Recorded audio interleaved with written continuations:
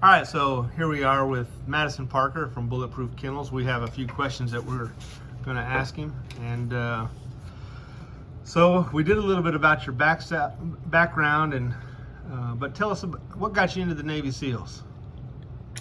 Well, I grew up in North Florida, close to where I live now. But I was I was a nut for the water. I grew up on the bay, an inlet, the Choctawhatchee Bay, from the Gulf of Mexico, and I was in it every day.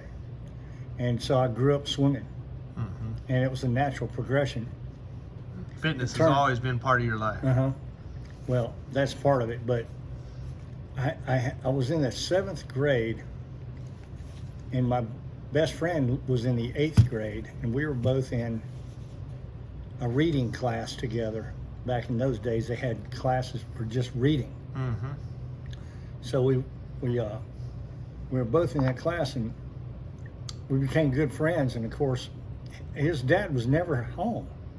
I always wondered, where was his dad, you know? He says, "Oh, my he's gone. He's in the Navy." I said, "What does he do in the Navy?" He goes, "Oh, he jumps out of airplanes and swims underwater." I thought, what the hell is that? This is like, we're talking about 63 or 4, you know. And I had no idea what that was. He called it SEALs, and I thought, what the hell is that? And nobody even knew what that was. Well, I'm young, 7th grade. We get on up to where I think I'm a junior, I'm a sophomore, coming out of my sophomore year, summertime break, going into my junior year. And I was working on fishing boats and net boats, and my buddy, that same guy, whose father was a Navy SEAL, he was working at a hotel on the beach. He was a maintenance guy on the beach. And so it was summer work, summer jobs. You know, in those days, young kids, everyone had summer jobs.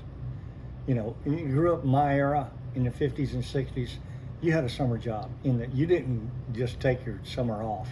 You worked. Everybody worked.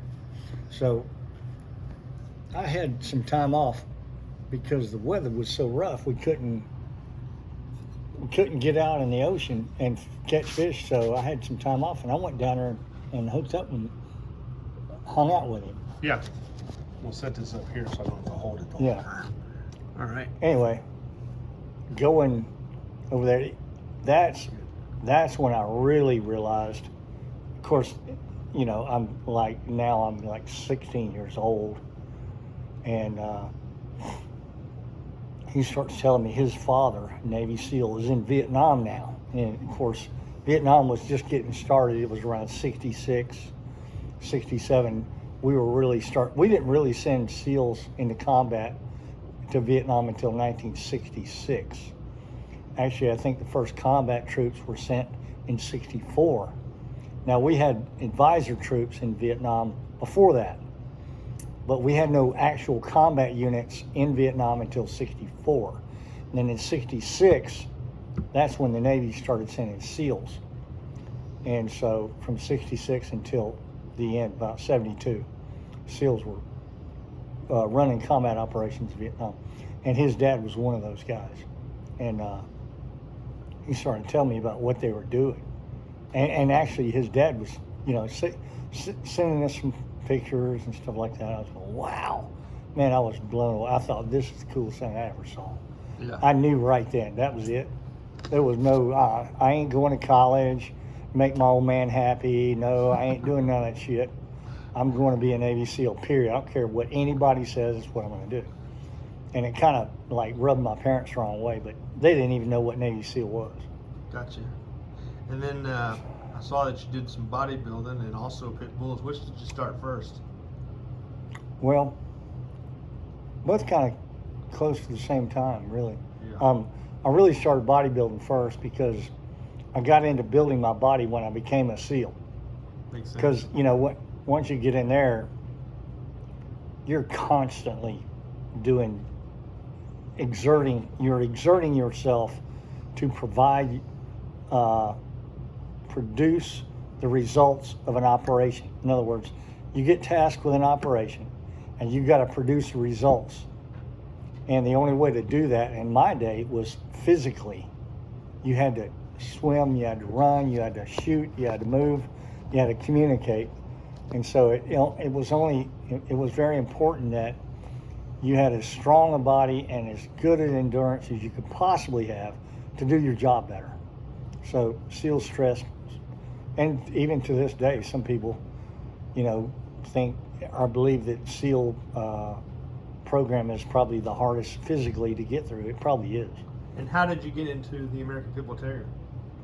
Well, that was in 1974. I came home on leave, and my brother and I went and bought a dog. We were interested in hog hunting, but we had not been hog hunting. We were still young. I mean, I was still active duty in the SEALs, but I wanted to do it. I wanted to go hog hunting, and my brother wanted to, so we went to Pete Sparks' place over. He's an old dog man that came from the 40s, 50s, and 60s. Sure, And most of us know who he is. He's a legend. Yeah, he was legendary. He wrote a magazine. Was it Your Friend and Yeah, Mine? Your Friend and Mine. Huh? He was the editor of Your Friend and Mine. Yeah. And he was also a reporter. He would report on game dog shows. Right. He would go to the show and he would write paragraphs, literal breakdown paragraphs of each and every show, each and every match. Right. And he had dogs. And it was right over here, not far, about 3 hours from here.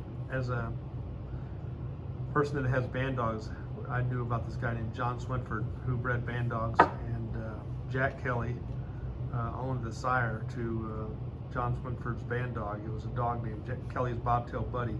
But the reason why I mention it is it was a two-time winner, but Pete Sparks got one of those dogs. Right. Yep. But anyway, it's the only dog that's ever on the cover of the Sporting Dog Journal that was Right. not a pit bull. It was a Swinford band dog. Right. But anyway, go ahead. So you got a couple of dogs, or got a dog, or a couple dogs? Just one female. We had a mixed breed pit that had already caught some hogs. We thought we were going to go over there and get a female for him, and then when we got over there and we realized, oh man, you can't breed this to just any dog. I mean, we don't know how that dog we own is bred, so we can't breed her to him. We can't do it. We knew right away. We had papers and we bought books. We bought some books and magazines from him. We bought Pete Sparks' it was a George Armitage 30 Years of Fighting Dogs. And then we bought another book, the John P. Colby book. And there was another book, and I can't remember the name of it, but it was very old. It would have been redone, reprinted. So we bought 3 books and a handful of magazines from him. And I would read as we were driving home, and that was it. From that time on, I never had been without pit bulls, never. And so that did it. Once we got that little girl dog, we just kept going, and then, of course, What bloodline was that little girl dog? she was Tudor's Frito, which was a dog sired by Dibo. Actually had a granddaughter of Dibo, by Pete Sparks. Tudor's Frito is what she was by. Mm-hmm. And Tudor's Frito was sired by Dibo. So, Wow. What year was Dibo? 1950. Yeah. So she's granddaughter off of Dibo. Yeah. Interesting.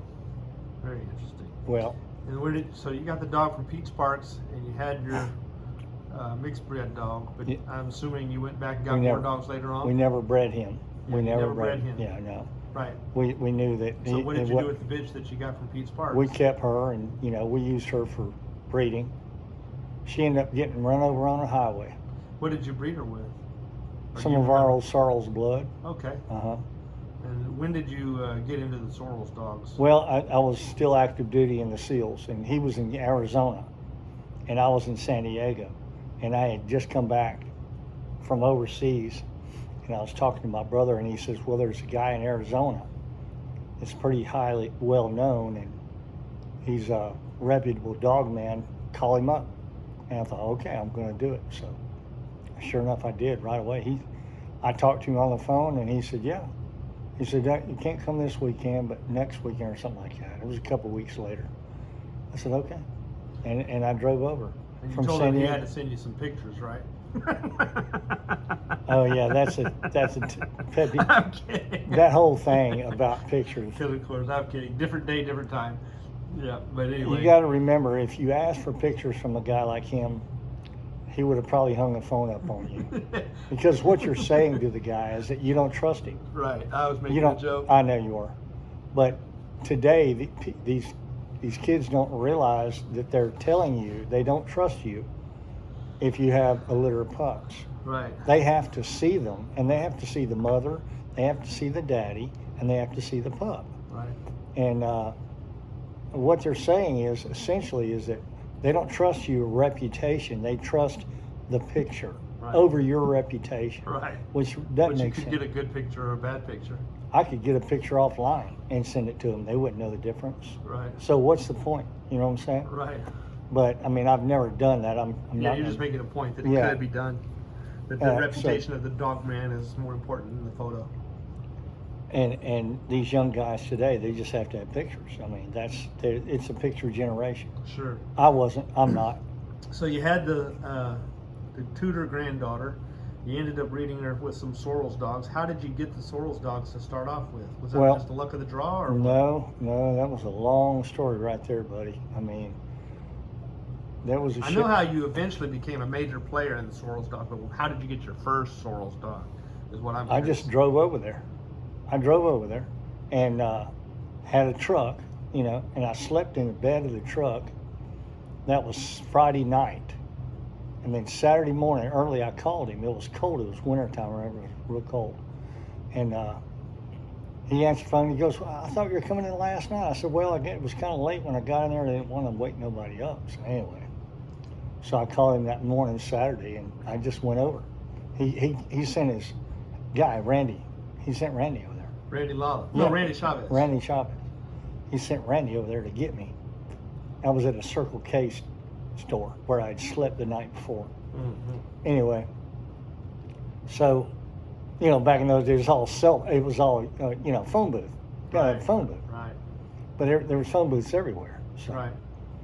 Anyway, so we spent the day Saturday, all day, talking dogs and looking at dogs and reading magazines, and he was teaching me the whole time. And then he invited me to a show that was going to take place in about 3 weeks from that day.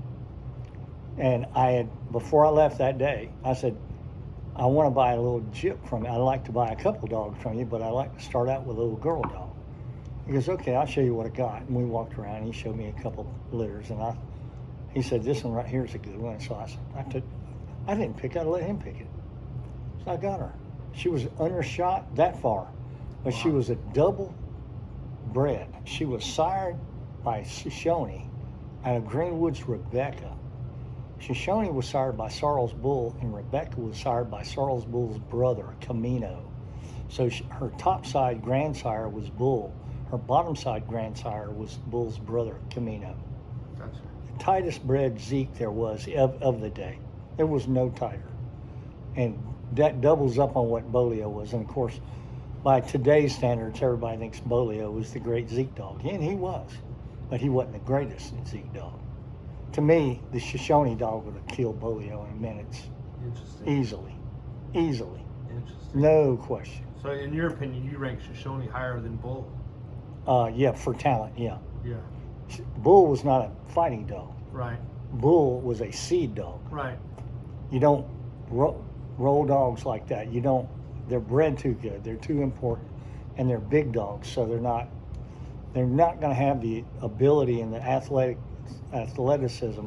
He was Bull by a good reason, because his forelegs were like tree trunks. His head was. Those dogs are very slow moving dogs. They're not fast movers. Right.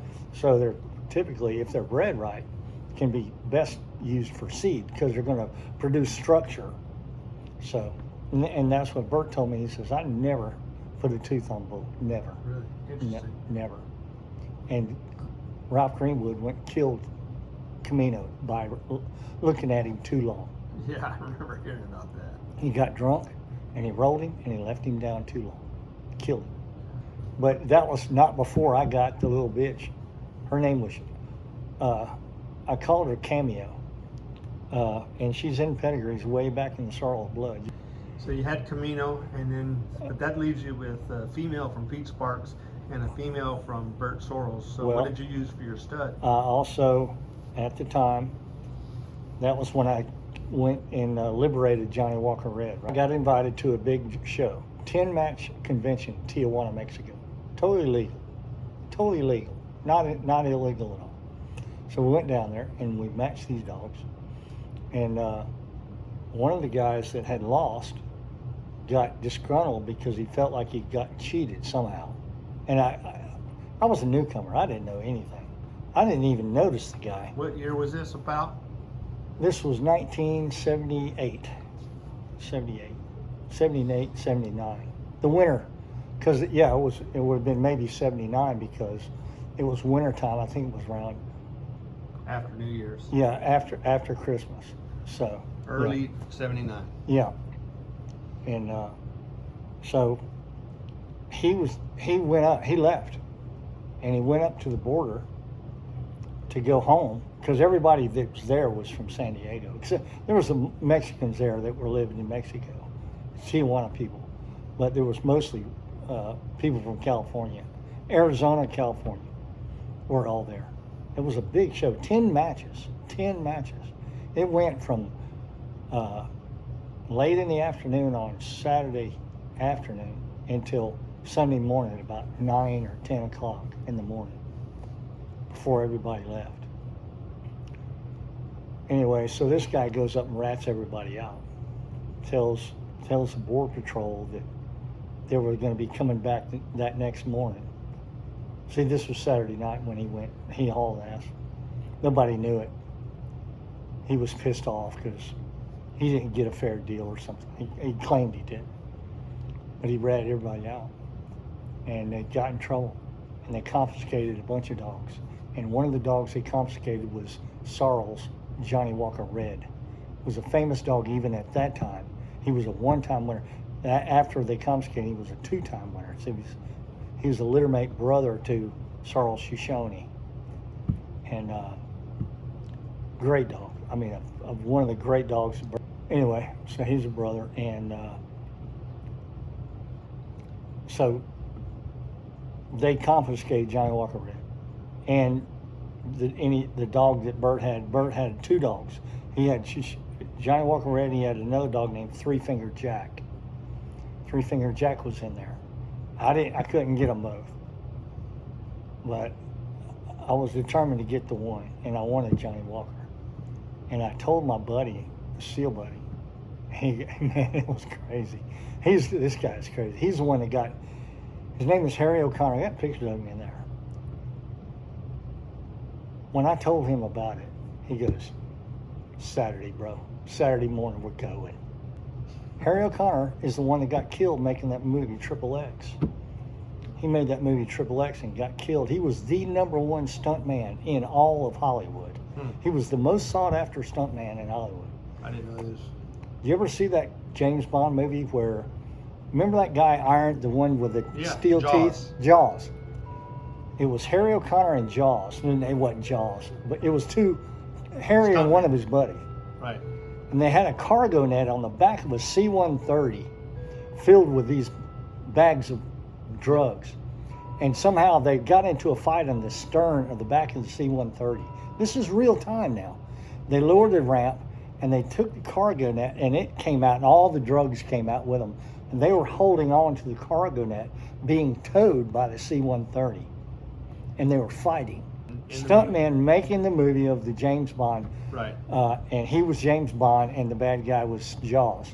But it was Harry making that. He's the one that designed the whole thing. He set it all up. This is the guy that you were with when you got Johnny Walker Red. Yes. Very interesting.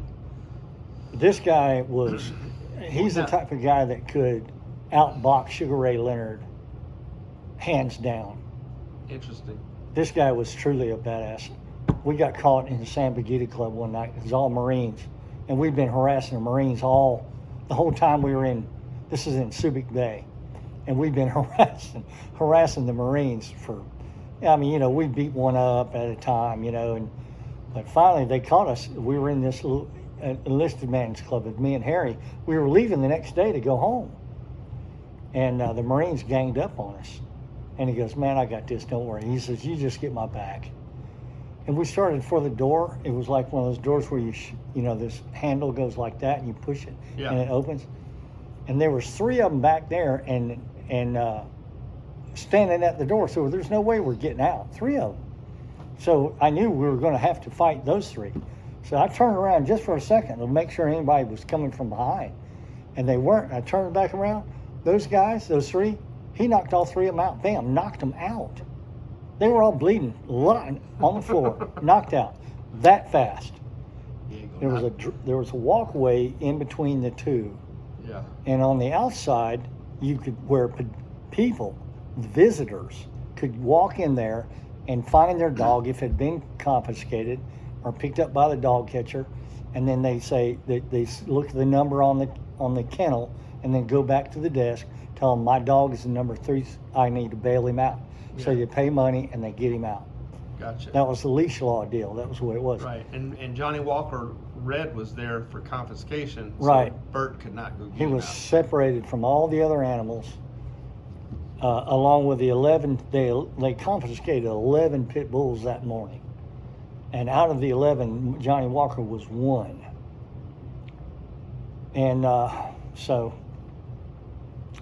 I got in there, and I got him out. I threw him over the fence. So that bonded your relationship with Bert Sorrells. That's how. And you See- also learned a lot about Randy Chavez at that time. Oh as well. yeah, Randy was a very good friend. Well, Randy was on his own. Bert bonded out right away because Bert had money, but Randy had no money. Bert should have bonded Randy out too, I would have thought, but he didn't. I went in there that Monday morning and bonded Randy out. I gave $500 to the court, or to the bail bondsman, to get Randy out. So he got out on my $500. Yeah. That's why he required His brother to send you. Yep. Plus, was it Lovey or was it Big Daddy? Which one did he get? no, it was Lovey. You bought one and It you was gave Lovey. it. It was Lovey. Yeah. I bought Big Daddy. Yeah. I paid money for Big Daddy. Gotcha. But And Big Daddy and Lovey both go back to your old Sorrells blood anyway. it's so that also- was years later. yeah, that's After. not that long ago. So in 1979, you got the dog out. Randy was appreciative. Bert Sorrells was appreciative. And then 25 years later, they gave you a dog. No, Lovey was what year? well, no. Let's go back. Okay. Having liberated Johnny Walker Red, I didn't keep him. I gave him back to Bert. Yeah. And having done that, all I said, because I had offered to buy Joe Testament as a pup. He was 11 months old when I first saw him. Yeah.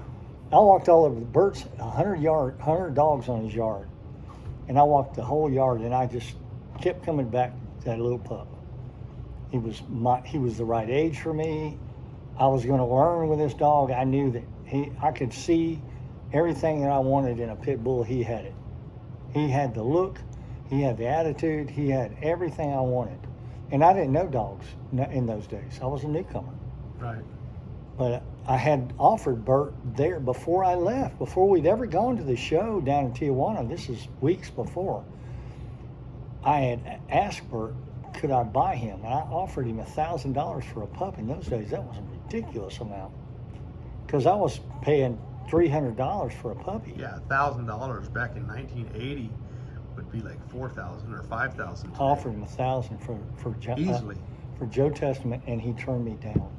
He would not sell that dog to me, and I said, I'll give you more. I said, I can give you $1,000 right now. I'll send you the rest. No, I just can't sell him. So I said, okay, it's all right.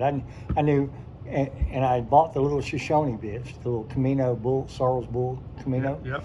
And I gave him an extra 100. So I paid $300 for the bitch and gave him an extra 100 to feed the dog for me until I came back. When I was at that time, I was going to be out of the Navy and on my own and free, and I was going to get the dogs and go. and I had more money that I was going to buy some more. I was going to buy a couple of dogs. And when I had gotten Johnny Walker out, I called him up and I told him, I said, hey, I got you that bottle of scotch. He goes, a bottle of scotch? I said, yeah, that Johnny Walker Red Label? He goes, yeah, what about it? And I said, don't you remember I took that bottle you had, it wasn't even opened yet. And I got it, and I drank it, so I got you another bottle. And so I was talking on the phone. Right. And he goes, oh, yeah, really? No kidding, you got that? You brought it? I said, yeah. I said, wow. He goes, wow, that's something. A couple of days later, I called him back again. And he was at he said, call me at such a time. Back in those days, you had to call a phone booth. And so he was on a phone booth, so we could talk freely. And I said, he goes, okay. I had already gotten Johnny Walker Red back down to Tijuana. I took him back down to Tijuana and gave him to a guy named Caesar Bond. Caesar Bond was a friend of Bert's, a protege of Bert's. They put on the shows down in Tijuana together. Caesar he was Mexican from Tijuana. And so anyway, I got Johnny Walker secured, and we're talking on the phone. He goes, I said, Bert, he goes, okay, now you're giving me Johnny Walker Red back. He goes, what can I do for you? Yeah, I said, I think you probably know. He goes, no, I don't. What? I said, I want to buy that dog from you. Would you sell him to me? He goes, no, I won't sell him to you, but I'll give him to you. I was blown away. Yeah, I've heard some bad stories about Bert, but I'll tell you, I mentioned the other day that I had $1,600, actually a little over $1,600 into Captain Skip, but the truth is I bought him for $800.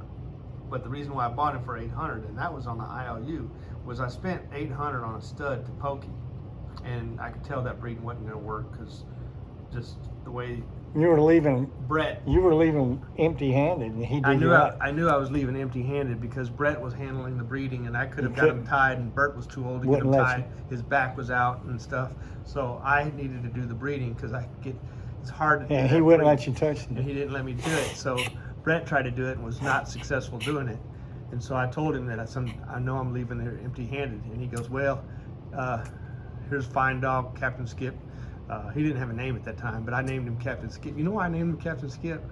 I never told you this. No. Because you led me to Bert Sorrells, and you were a Navy SEAL. And so I was debating between Captain or Skip, like off of a boat. Okay. So that dog's named after you. Really? Yeah. My brother's name was Skip.